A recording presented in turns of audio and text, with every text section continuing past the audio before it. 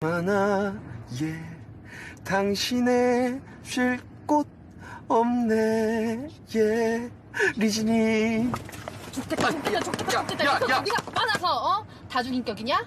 이게 말을 해도 꼭 Пак Сожун оңтүстік кореялық актер, модель әрі әнші.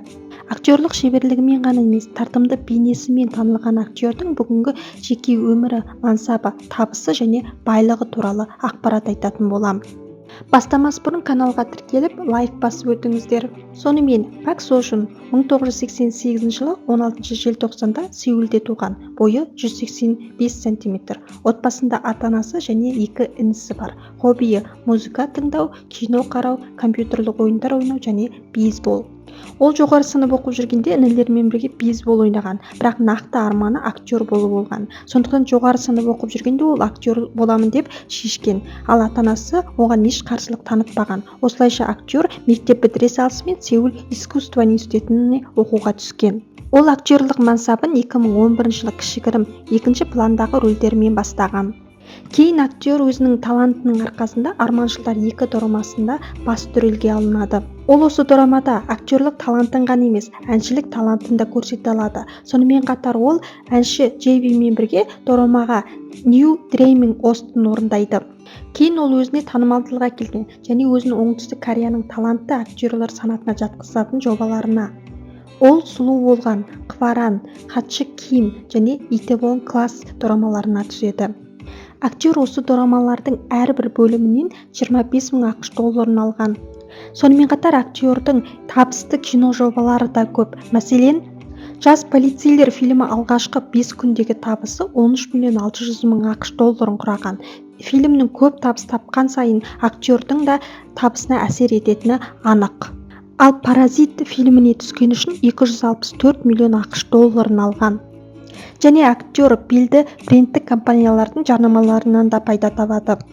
Актер жалпы соңғы мәліметтерге сүйенсек, жылдық табысы 185 миллион 938 мың 261 теңгені құраған. Актер тіпті күніне 715 мың 147 теңге табады екен. Актер оңтүстік Кореяның ең табысты актерларының бірі. Сонымен қатар оның түскен әрбір дорамасы жоғарғы нәтиже көрсетеді.